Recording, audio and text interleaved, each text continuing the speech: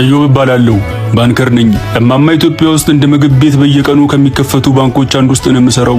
ጧት ከእንቅልፌ እነሳና ሰላም ያሳደርከኝ ጌታ ሰላም ማውለኝ፣ ከነገረኛ ደንበኛ ሰውረኝ፣ አዳዲስ ቡክ የሚያስከፍቱ ነፍሳትን አብዛልኝ ብዬ ጸሎት ካደረስኩ በኋላ ፊቴን ታጥቤ ጥርሴን ቦርሽና ምሳቃዬን ቋጥሬ አንገቴን በከረባት አንቄ እንደ አራጣ በዳሪ ከእጄ የማጠፋውን ጥቁር የእጅ ቦርሳ ይዤ ባስ እንዳያመልጠኝ የተጣደፍኩ ከቤት ወጣለሁ።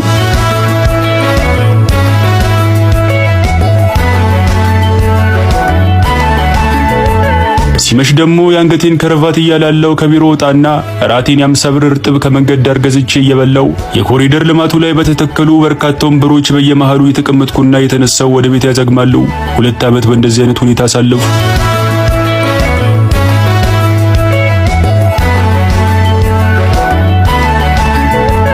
ዩኒቨርሲቲ አብረን ከተመረቅን ቱጃር ጓደኛዬ ጋር እያወራን ነው። እዮብ ግን የሰው ብር ከመቁጠር ወጥተህ መች ነው የራስን ብር መቁጠር የምትጀምሩ?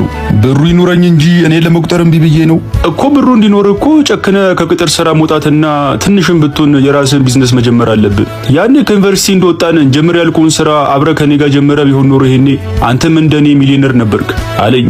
ይቅርታ የኔ ወንድም፣ እኔ ህገ ወጥ ስራ ውስጥ መነካካት አልፈልግም፣ ተወኝ። ሳቃለና አንተ ጥሩ ትጫወታለህ እባክህ። አብዛኛው ከተማ ውስጥ ያለው ሀብታም እኮ ህጋዊ ህገወጥ ነው። በትክክለኛ መንገድ ሰርቶ ያለፈለት 5% እንኳን አይሞላም። ምናልባት ከነዛ 5%ዎች ውስጥ ሆኖ ይሆናል፣ ማን ያውቃል? ይኸውልህ ወዳጄ፣ ወይ ካለው ተወለድ፣ ወይ ካለው ተጠጋ፣ ወይ ደግሞ ምንም ነገር ደፍሮ ለመስራትና ሀብታም ለመሆን የተዘጋጀ ደፋር ልብ ቢኖርህ ነው ጨዋታው። አንተ ወይ ካለው አልተወለድ፣ ወይ ካለው አልተጠጋ፣ ወይ ደግሞ ነገሮችን የሚጋፈጥ ደፋር ልብ የለ። ዝም ብሎ የሀብታም ብር የቆጠሩ መኖር ተመችቷል መሰለኝ። እኔ ግን የምር አሁን ምርር እያለኝ ነው። ሰዎች የተሰበሰቡበት ቦታ በሰላም እያለፍኩ ልክ እኔን ሲያዩ ቡክ ፈውቴ የምል እየመሰላቸው አጥፍቶ ጠፊ ሽብርተኛ ያዩ ይመስል ከአካባቢ ይበተናሉ።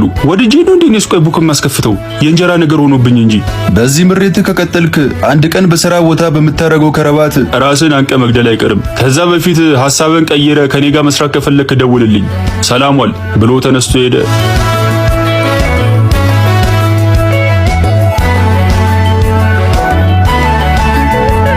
ባንክ አብረን ከሚሰራ ባልደረቤ ጋር የሆነ እሑድ ቀን አብረን ቁጭ ብለናል። ሰማያች ባለፈው መገናኛ ጋር ቡክ ያስከፈትኳትን ቆንጅዬ ልጅ ዛሬ ላገኛት እኮ ነው። በቀን ውስጥ እኮ በጣም ብዙ ቆንጅዬ ሴቶችን ቡክ ስናስከፍት ነው የምንውለው። የትኛዋ ናት? ያቺ ናታ። እንደውም ስትስቅ በጣም ታምራለች አልኩ።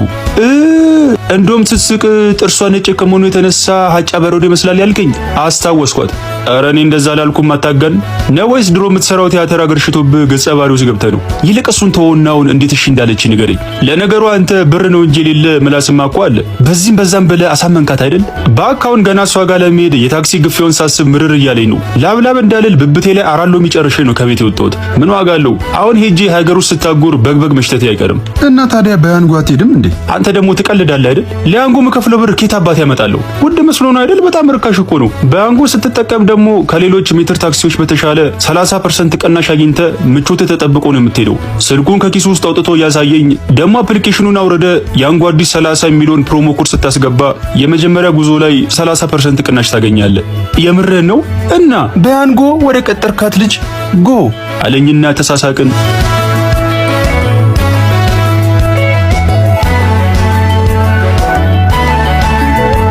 ከልጅቱ ጋር ተገናኝተናል። እንዴት ግን የዛን ቀን እንደሌላ ሰው ሳታለፊኝ ቡክ ቶሎ ከፈትሽልኝ?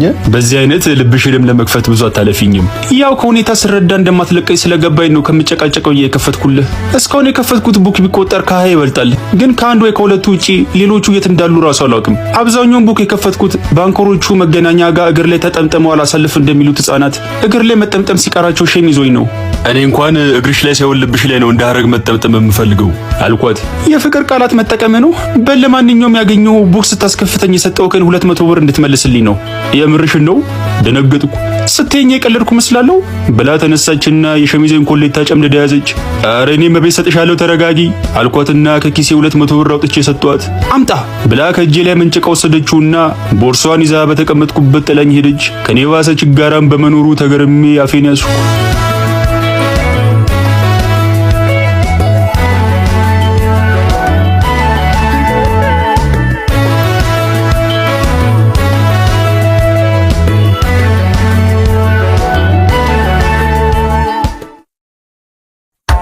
ሁሌ ቡና መጠጣበት ምግብ ቤት ውስጥ ቁጭ ብያለሁ። ከዚህ በፊት አይቼው ማላውቀው አንደኑን በጨርቅ ካልሲና በጫማ ማሰሪያ ክር የሸፈነ መለስተኛ ጎልያድ የሚያክል ሰው እግሩን እንደ እርጉዝ ሴት ከፍቶ ፊት ለፊቴ ቁጭ ብሏል። ያዘዘው ምግብ ሳፋ በሚያህል ትሪ መጣለትና ጠረጴዛ ላይ ቁጭ አለ። ግንባሩን ቋጠር አድርጎ ትዕዛዝ በሚመስል መልኩ እንብላ አለኝ። ፈገግ ለማለት እየጣርኩ ብላ ቅርብ ሰዓትን የበላሁትን ያመሰግናለሁ። እጁን ጨብጦ እንደ ፍርድ ቤት መዶሻ አንድ ጊዜ ጠረጴዛውን ግም አረገውና እኔ ስሜን የምኖር ግለሰብ ነኝ። ለብቻዬ አንድ ትሪ እንጀራ አይደለም አንድ ፍሬ ምስር እንኳን አይዋጥልኝም። በፍርሃት እየተንቀጠቀጥኩ ማን ነው ስምህ? ጮክ ብሎ አብርሃም አለኝ። አብርሃም ወልዴ ነው መቀለዱ ነው ብሎ ከተቀመጠበት ተነሳ። ከዚህ በላይ መከራከር ለነፍሴ አስጊ መሆኑ ገባኝ። ነፍሴን ባልባሌ ነገር ለሞት ከማቀርብ ብዬ እጄን ታጠቤ መጣውና ማዱ ላይ ቀረብኩ። ካሁናውን ተነስቶ እጁን ይታጠባል ብዬ ስጠብቅ እግሬ የሚያህል እጁን ትሪው ላይ ከመረው። በፍርሃት የተቅለሰለስኩ ወንድሜ እጄን አትታጠብም እንዴ? ግንባሩን ቋጠር አድርጎ እንጀራውን የጠቀለለ ከበላው በኋላ አታጠባለሁ የት ሄድብኛል እንካ ብሎ የጠቀለለውን እንጀራ በግድ አጎረሰኝ። ወደ ላይ ተናነቀኝ እንደምንም ዋጥኩት። ላይ በላይ ያጎረሰኝ ምግቡ እንደምንም አለቀ። ያዘዝኩትን ቡና እንኳን ሳልጠጣ እግሬ አውጭኛል። ከዛ ቀን በኋላ ሰውየው መኖሩንና አለመኖሩን ሳላጣራ እዛ ቤት መግባት አቆምኩ።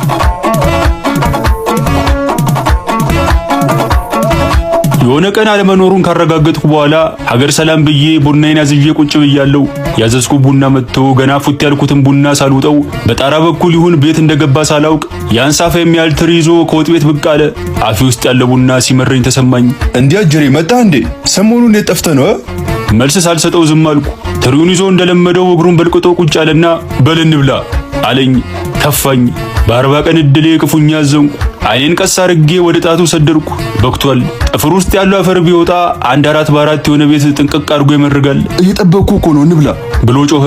ምርር ብሎኝም በተናነቀው ድምፅ ብለ የተባረከ ይሁን አልሁት።